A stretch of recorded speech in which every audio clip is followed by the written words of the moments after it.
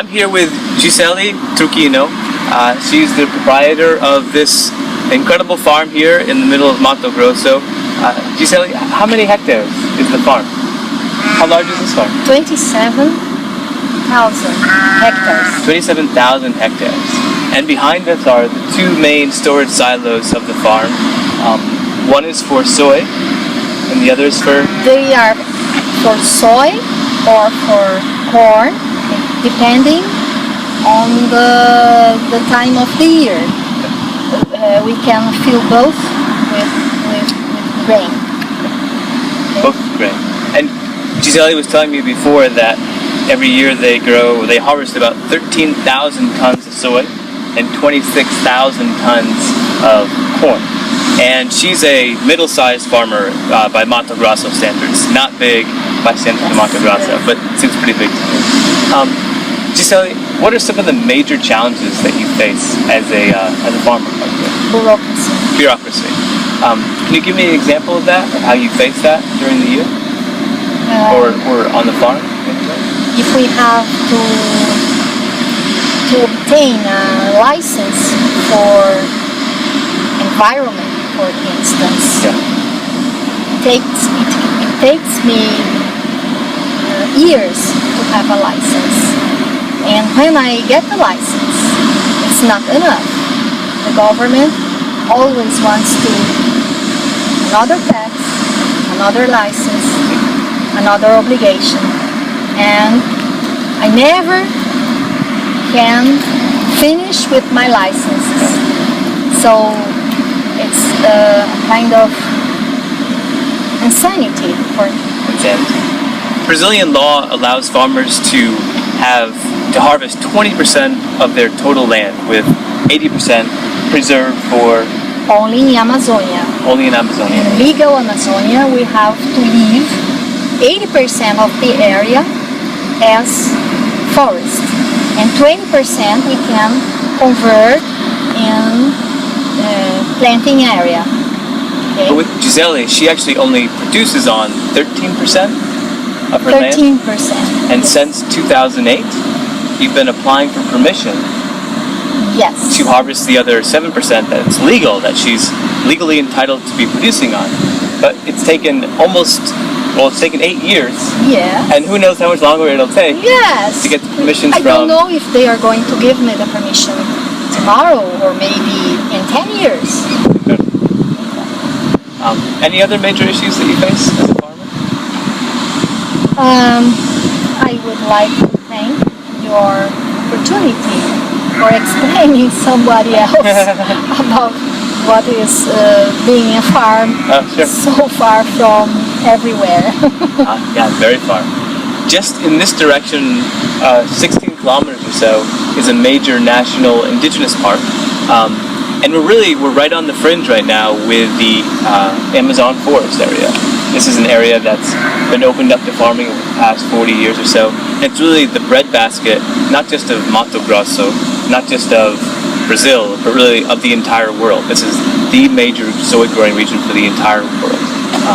It's why Brazil is the largest exporter of soy in the entire world. Some of the other challenges you were mentioning to me were education with workers, corruption was another one, logistical challenges. To get here by the roads, it was like swimming in dirt.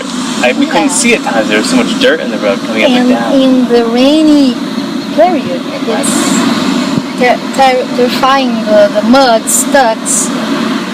And we have in this period the soybean harvesting time. Yeah. And if you don't have a silo, you are in trouble. So we face a lot of trouble. I'm in Mato Grosso, in the middle of the woods of a soy farm. In Mato Grosso, in Brazil, a certain amount of land has to be preserved for the forest. But once every 35 years, at least here in Mato Grosso, farmers are allowed to harvest the wood inside of the forest. That's what's happening right now.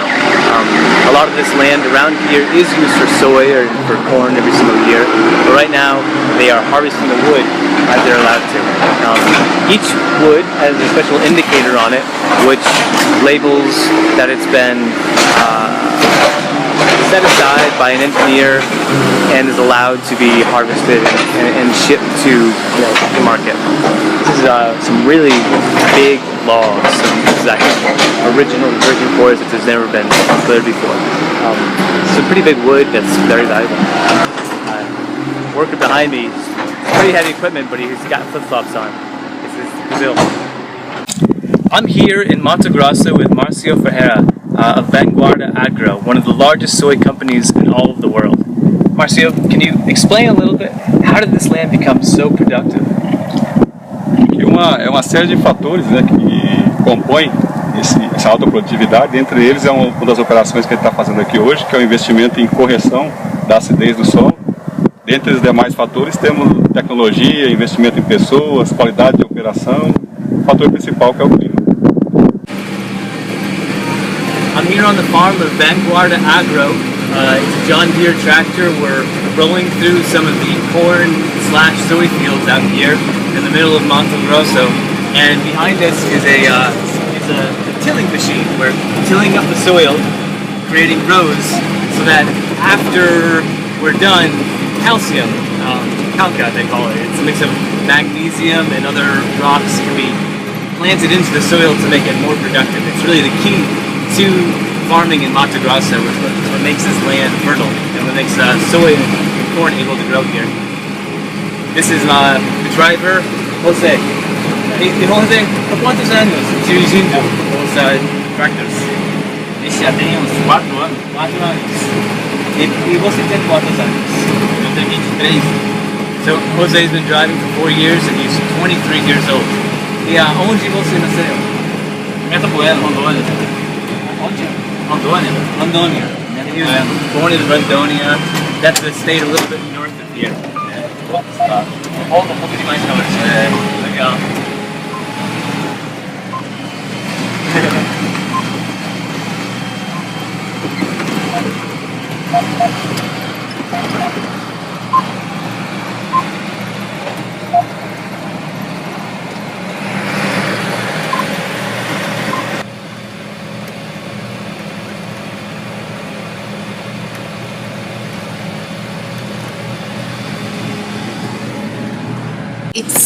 It won't be a good harvest this year because we had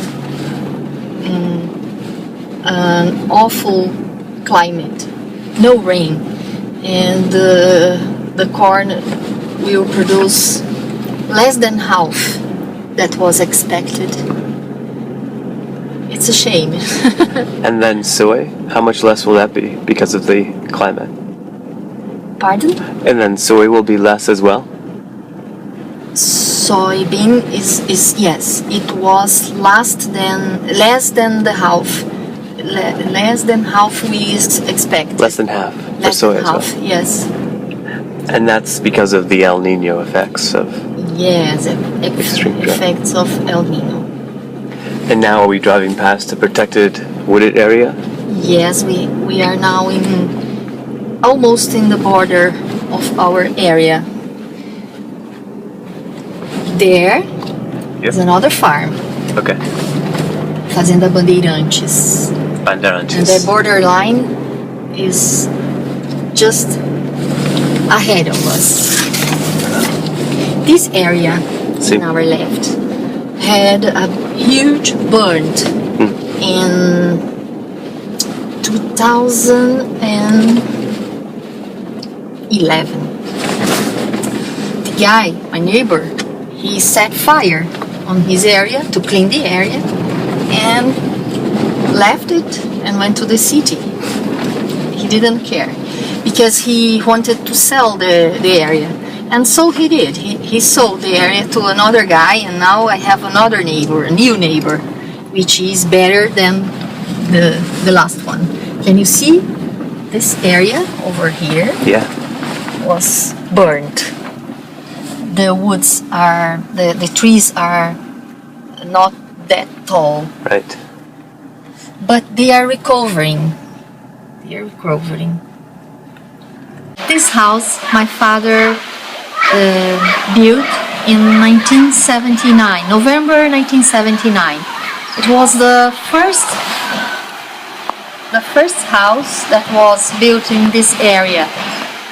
He opened a hole in a huge forest after constructing 40 kilometers of dust road until arrive here, and then he began building it. He brought the wood and nails, hired men, and they began to build the house. In my father's time, it would take 5 or 6 hours to reach the nearest town in dry season, and around 3 days trip in wet season when my father first came here. Incredible. 3 days trip. And the town is called Feliz Natal. Feliz Natal. Merry Christmas. Merry Christmas. Because some of your workers got stuck in that area on December 25th Yes. of 1980. around 1980. Right. Yes. And it was Christmas, and they woke up and they said, "Merry Christmas, we're stuck in this no man's land." Yes, yes. And then the name just stuck. Yes.